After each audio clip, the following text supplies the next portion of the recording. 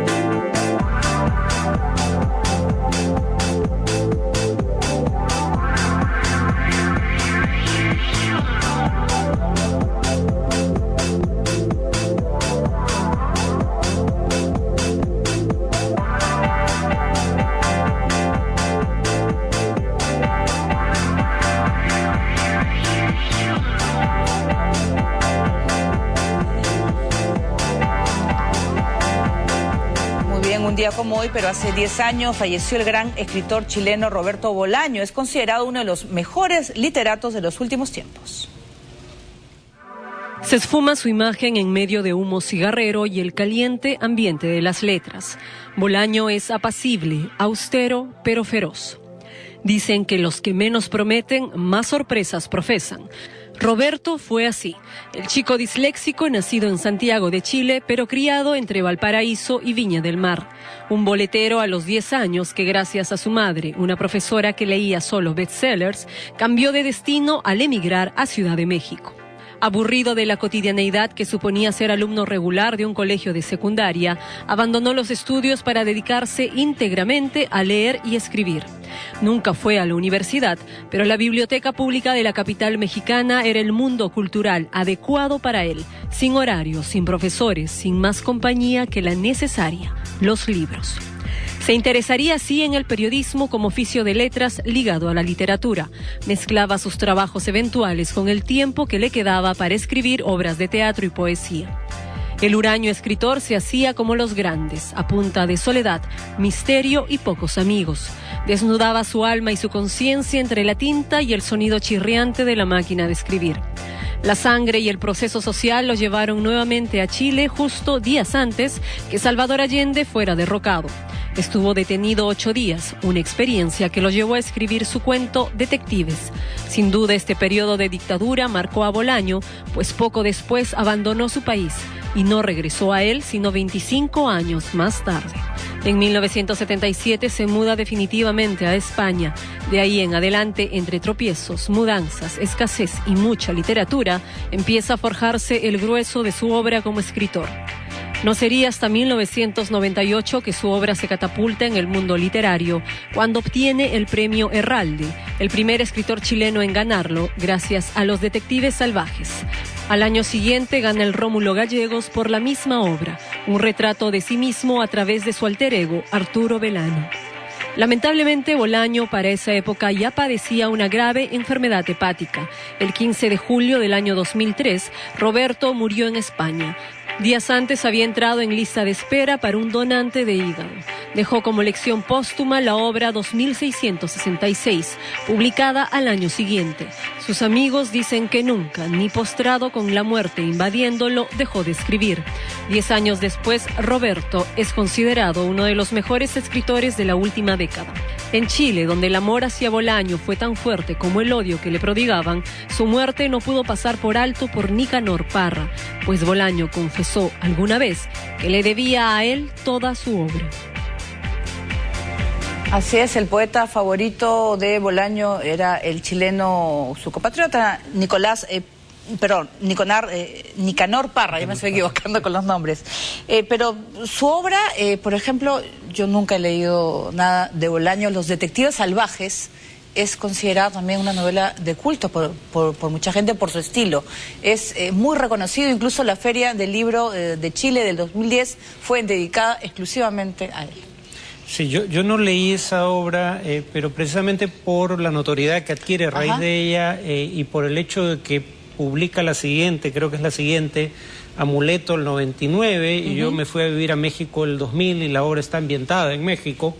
pues leí Amuleto y ese para mí fue, digamos, me preparó para algunas experiencias que luego tuve en México. O sea, fue, aunque, digamos, no seguía una cronología muy clara, o no seguía una cronología, digamos, lineal y saltaba de escenarios constantemente, fue sumamente interesante, ¿no? Y además está ambientada en el México del 68, cuando se produce la masacre de estudiantes de Tlatelolco, a la que en buena medida va, a esa generación, va en buena medida como homenaje dirigida la obra. Además, siguiendo un poco el ejemplo de las vanguardias artísticas europeas, pero adecuándola a la escasez de medios latinoamericana, en lugar de tomando el nombre de surrealismo como inspiración, se crea un movimiento llamado infrarrealistas, ¿no?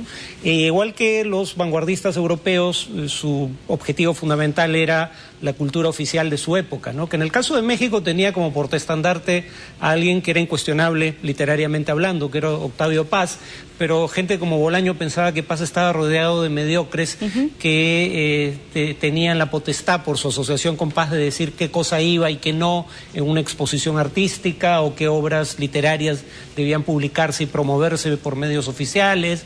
Ese fue su blanco en el caso de México, ¿no? Si pudieras tú, en pocas palabras, has leído solamente una novela de él, ¿cómo lo podrías definir a Bolaño? ¿Complicado? No sé, a mí me han convencido. Es enrevesado, ¿no? Sus historias son, por lo menos esa historia que yo leí es bastante densa, pero con referencias constantes a la realidad, ¿no? A personajes reales. Sus personajes literarios se inspiran en personajes reales, incluyéndose a sí mismos, ¿no? Muy bien, así que ahora que se acerca a la Feria del Libro, es una muy buena oportunidad para adquirir alguna de las obras de este escritor chileno. Bien, ahora nos vamos a Francia. La policía detuvo a activistas de Greenpeace. Los integrantes del colectivo irrumpieron en una planta nuclear con el objetivo de resaltar las debilidades en la seguridad de las instalaciones.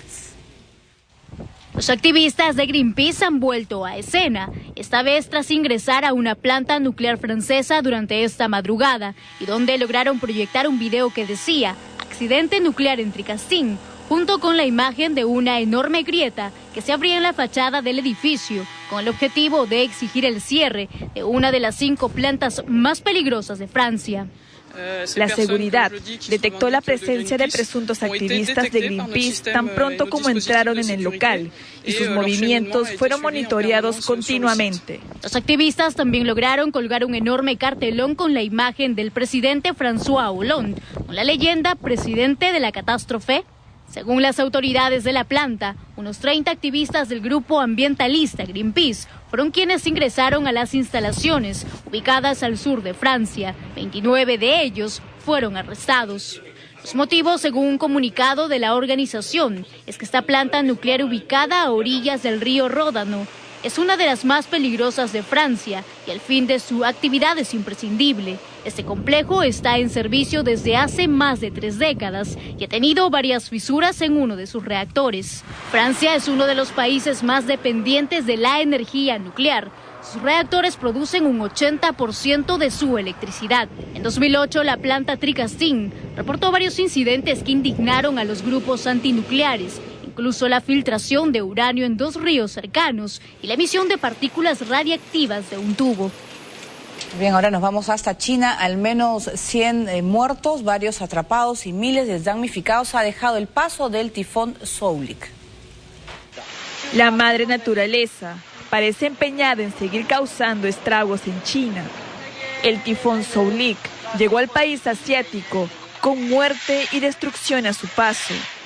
Su llegada estuvo marcada con vientos que superaron los 119 kilómetros por hora.